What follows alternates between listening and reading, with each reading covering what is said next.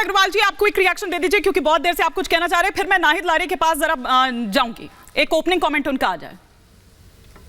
देखिए, एक स्थिति बिल्कुल साफ है कि 7 साल बाद जो दो युवा साथ में आए हैं, उसके बीच में 2 चुनाव हुए, बड़े चुनाव हुए, एक 19 का और एक 22 का, जिसमें कि कांग्रेस पार्टी समाजवादी पार्टी के साथ गठबंधन करना चाहती थी, पर अखिलेश जी निरंतर कोसते रहे उनको कि ये धोखेबाज पार्टी है और इनके साथ अब कभी गठबंधन नहीं करेंगे। उसके बाद आज इनकी मजबूरी थी, क्योंकि इनको जनता को सिर्फ ठगना है और जनता के बीच में जाके इनको किसी तरीके से वोट जोड़ना है, इसलिए ये आज एक साथ पिछली बार आपने भी कुछ और ही बातें उठाई थी, आज भी उस पर है कि नहीं है रोहित जी?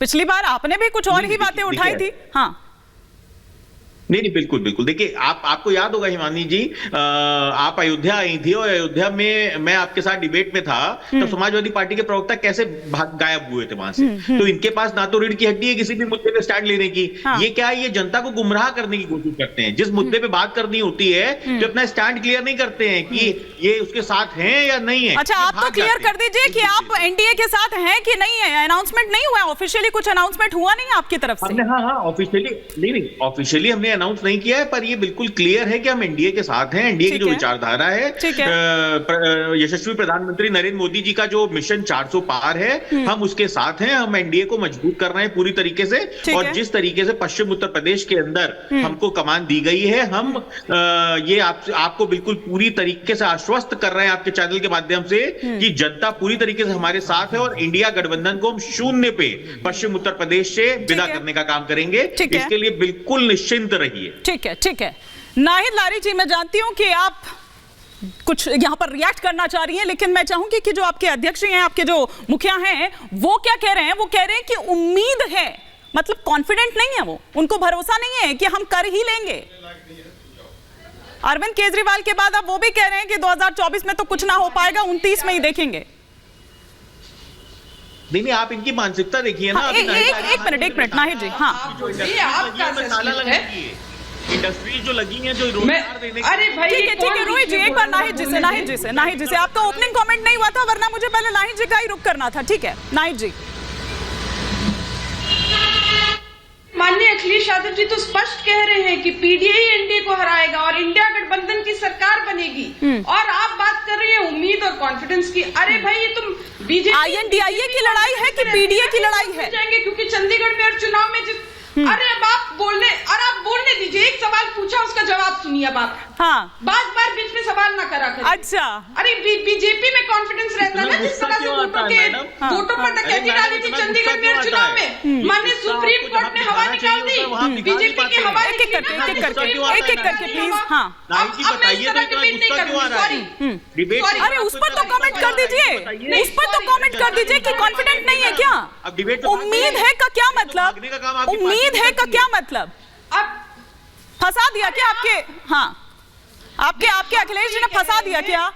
हम तो ये कह रहे हैं कि आप अरे भाई, आप तो बोलने नहीं देती, क्यों बुलाती? अरे मैडम, इतनी देर से आप ही बोल रही हैं, बल्कि आप तो एंकर को भी कह देती हैं कि सवाल दूसरा अभी मत पूछिए, पहले मुझे कंप्लीट करने दीजिए। ये तो सही पूछ रही हूँ, बोलने दीजिए। हाँ, अब मैं बोल सकती हूँ? जी बिल्कुल बोल सकती हैं। जी मैं से इतनी चिल्ला चिल्ली में डिबेट नहीं हो सकता। ये बीजेपी की तरह मैं नहीं कर सकती डिबेट। देखिए, आप ये समझिए कि जो माननीय अखिलेश यादव जी ने कहा है कि पीडीए एनडीए को हराएगा, और ये तो बीजेपी जो है वोटों की डकैती डालती है ना। चंडीगढ़ मेयर चुनाव में किसने वोटों की डकैती डाली? बीजेपी ने लगाया। माननीय सुप्रीम कोर्ट ने जोरदार तमाचा निकाली हवा बीजेपी की। और जो अभी आप बात कर रही कि अरे भीड़ नहीं दिख रही, अरे बीजेपी की आंखों में रतौंधी हो गई है, लाखों लाख जनमानस सड़कों पर उमड़ा हुआ है।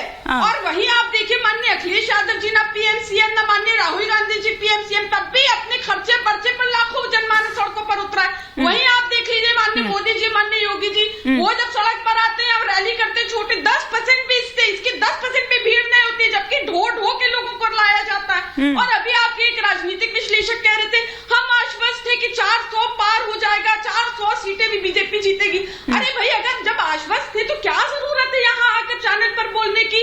जब आप आश्वस्त थे तो घर पर बैठे यहाँ आकर चैनल की दुकान चलाने की क्या जरूरत है? और आपको भी वो कॉन्फिडेंट है, आप नहीं है, क्या जरूरत है हिमानी जी? जब आप भी आश्वस्त है कि बीजेपी बहुत मजबूत है।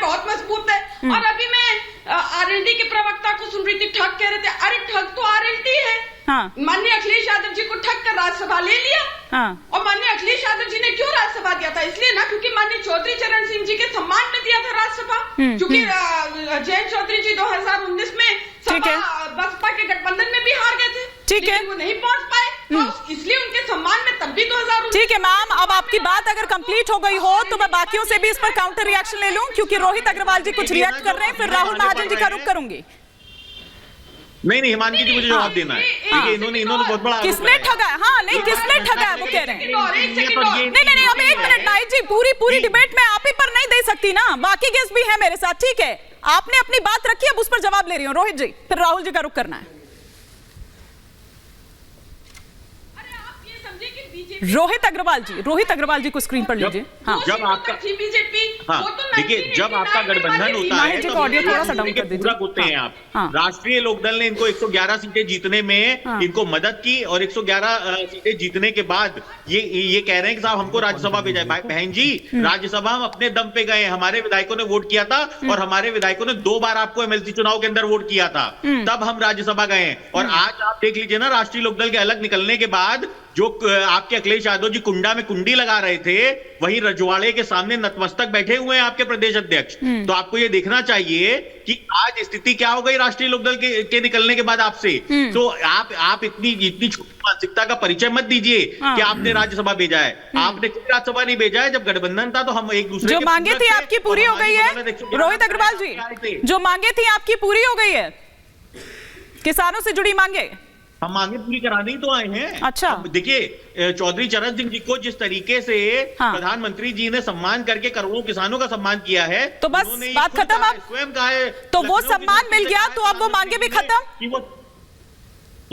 सीधी सी बात है, एक लाइन में जवाब दे दीजिए, फिर राहुल महाजन जी का रुख करूंगी। हाँ, प्रधानमंत्री जी ने लखनऊ की धरती से कहा है कि वो चौधरी चरण सिंह जी की विचारधारा को मजबूत करना चाहते हैं। उन्होंने किसानों का सम्मान करके अपनी नियत दिखाई है, और आगे भी किसानों की जितनी मांगे हैं वो पूरी करने के लिए हम संकल्पित हैं, और किसानों को उनका एमएसपी भी दिलवाएंगे, और किसानों को जितना भी बेहतर जो उनकी पोजीशन है, जो उनकी स्थिति है, ठीक है राहुल महाजन जी, ठीक है। जो सीटें, जब समझौता हो गया है, वो फॉर्मूला आ गया, यहाँ पर शामिल भी हो गए हैं, बयान भी सामने आ गया है, लेकिन जो सीटें दी है कांग्रेस को समाजवादी पार्टी ने, उनमें से ज्यादातर, मतलब अगर आप देखें तो पिछली बार का जो इनका परफॉर्मेंस थी, 10% वोट कुल मिला था, एक सीट मुश्किल से आई थी। क्या आपको लगता है कि 17 सीटें देकर कहीं ना कहीं कांग्रेस को एक जमीन तैयार करने का मौका दे दिया? क्योंकि नुकसान चाहे वो कांग्रेस के साथ गठबंधन कर हो, चाहे बीएसपी के साथ, तो बीएसपी को बल्कि उल्टा फायदा हुआ था, अखिलेश जी को नुकसान हुआ था।